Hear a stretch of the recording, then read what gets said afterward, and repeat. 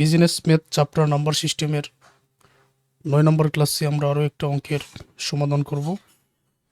এই অঙ্কটা প্রমাণ করো যে √2 একটি অমূলদ সংখ্যা। অনেক সময় থাকতে পারে প্রমাণ করো যে √5 একটি অমূলদ সংখ্যা। তো √2, √3, √7 যাই থাকুক না কেন, নিয়মটা কিন্তু এক।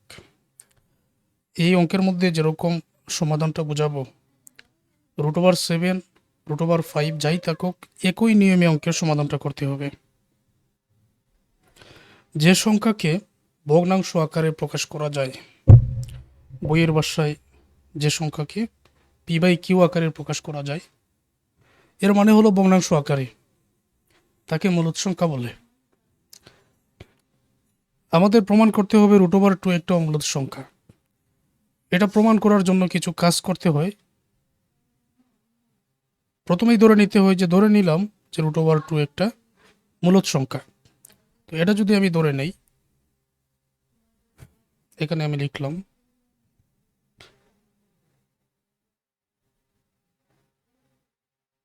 ধরি √2 ইকুয়াল টু p/q। তার আগে লিখে নেবেন যে, মনে করি √2 একটা অমূলদ সংখ্যা।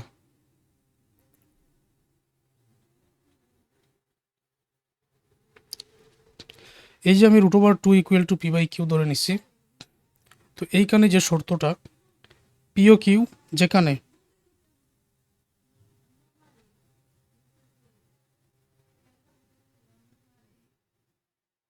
p/q স্বাভাবিক সংখ্যা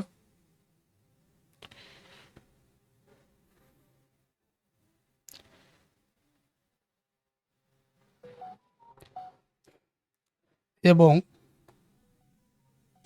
q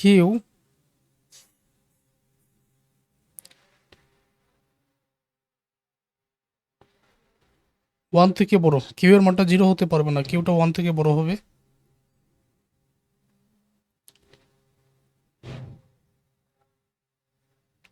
এবং p/q সহমৌলিক সংখ্যা, এগুলো ব্যাখ্যা করে বোঝাচ্ছি।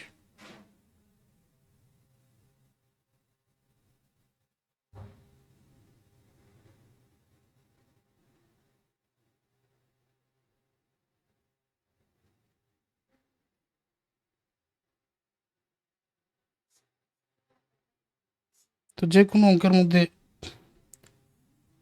এই কথাটা লিখে নিতে হবে। √2 ইকুয়াল টু p/q, এটার মানে হলো যে আমি ধরেই নিয়েছি √2 একটা মূলদ সংখ্যা। কারণ হলো মূলদ সংখ্যার সংজ্ঞাটা হচ্ছে, যে সংখ্যাকে ভগ্নাংশ আকারে প্রকাশ করা যায় তাকে মূলদ সংখ্যা বলে। তো যে সংখ্যাকে ভগ্নাংশ আকারে প্রকাশ করা যায় না, যেটার মান অসীম হয়ে থাকে, এটা হলো মূলদ সংখ্যা। তো আমি ধরে নিলাম যে √2 ইকুয়াল টু p/q, যেখানে p/q হবে স্বাভাবিক সংখ্যা, মানে 1, 2, 3, 4, 5 এগুলা q এর মানটা 0 হতে পারবে না, 1 থেকে বড় হতে হবে। p/q সহমৌলিক সংখ্যা। এখন সহমৌলিক সংখ্যা দ্বারা কি বোঝাচ্ছে? মৌলিক সংখ্যা কি আর কৃত্রিম সংখ্যাটা কি? যে সংখ্যাকে অন্য সংখ্যা দ্বারা ভাগ করা যায়, এটা হলো কৃত্রিম সংখ্যা। আর যে সংখ্যাকে অন্য সংখ্যা দ্বারা ভাগ করা যায় না, সেটা হলো মৌলিক সংখ্যা। যেমন ধরো, আমি যদি বলি এখন 2, 3, 5, 7, 11, 13, এগুলাকে তুমি কি অন্য কোনো সংখ্যা দ্বারা ভাগ করতে পারবে? পারবে না, তার মানে এগুলা মৌলিক সংখ্যা।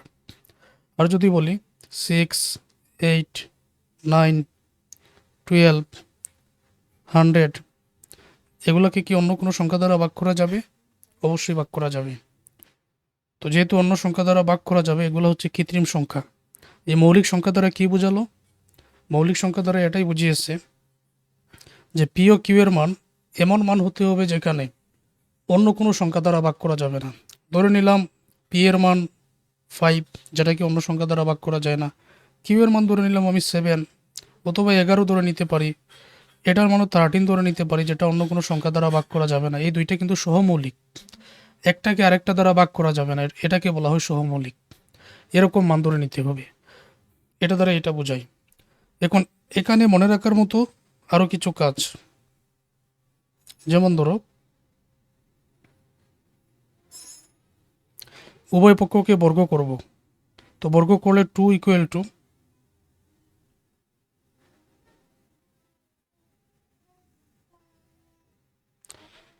এটা কিভাবে হলো দেখো, এখানে মনে করো স্কোয়ার দিলাম, এই জায়গায় স্কোয়ার দিলাম, উভয় পক্ষকে বর্গ, তখন এখানে এটা কিন্তু পি এবং কিউ উভয়টার উপরে স্কোয়ার, তার মানে P square by Q square, square এবং রুটে কাটা গিয়ে শুধুমাত্র 2টা কিন্তু বের হয়ে যায়, সুতরাং এটা বর্গ করা হলো। পরের লাইনে আবার কিউ দ্বারা গুণ করতে হবে, এটাই নিয়ম সকল অঙ্কের মধ্যে। এখন উভয় পক্ষকে কিউ দ্বারা গুণ করতে হবে, উভয় পক্ষকে তুমি 100 দ্বারা ভাগ করো, কোনো অসুবিধা আছে? উভয় পক্ষকে তুমি 500 দ্বারা গুণ করো, কোনো সমস্যা আছে? কোনো সমস্যা নেই, মানগুলো ঠিক থাকবে। যেমন আমি যদি কিউ দ্বারা এখানে 2কে গুণ করি, কিউ দ্বারা গুণ করলাম কারণ কিউ এর সাথে এটা সম্পর্ক আছে, তো এই জন্য। আর P square by Q square, এটাকে যদি কিউ দ্বারা আমি গুণ করি, তখন এই কিউটা উপরের সংখ্যা, এখানে 2টা কিউ আছে, একটা একটা কাটা গিয়ে আরেকটা কিউ থাকে, তো এই পি স্কোয়ার বাই কিউ এখানে থাকবে। এখানে লিখে দিব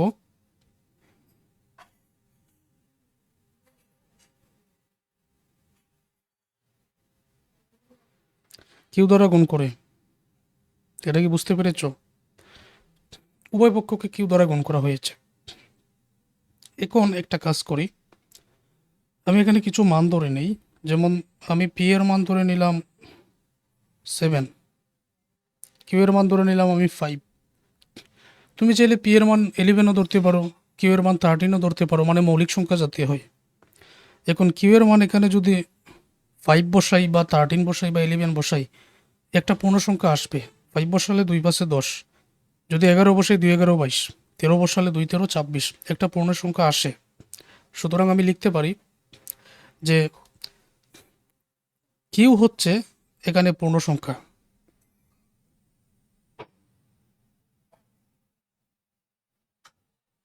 two Q,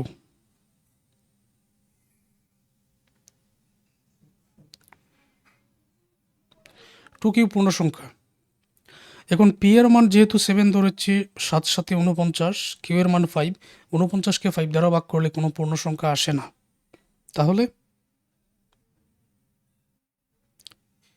P square by Q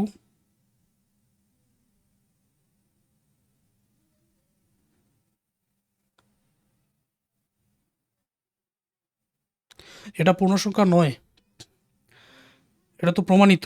এখন মূলত √2 একটা অমূলদ সংখ্যা, প্রমাণ করার জন্য ধরেই নিয়েছিলাম যে এটা মূলদ সংখ্যা, উভয় পক্ষকে বর্গ করলাম, উভয় পক্ষকে কিউ দ্বারা গুণ করলাম, অবশেষে প্রমাণিত হলো 2 কিউ পূর্ণ সংখ্যা কিন্তু পি স্কোয়ার বাই কিউ পূর্ণ সংখ্যা নয়, তাহলে তো উভয় পক্ষ সমান হলো না। এখন মূলদ সংখ্যা ধরে যেহেতু এটা সমানই হলো না, সুতরাং এটা তো আর মূলদ সংখ্যা না, নিশ্চয়ই এটা অমূলদ সংখ্যা। এখানে আমরা লিখে নিব 2 কিউ ও পি স্কোয়ার বাই কিউ সমান হতে পারে না।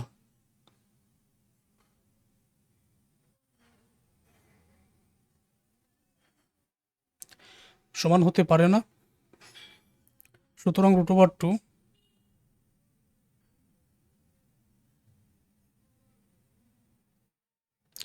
একটি অমূলদ সংখ্যা। এইভাবে তুমি সবসময় উত্তরটা লিখে দিবে। আশা করছি ক্লিয়ার।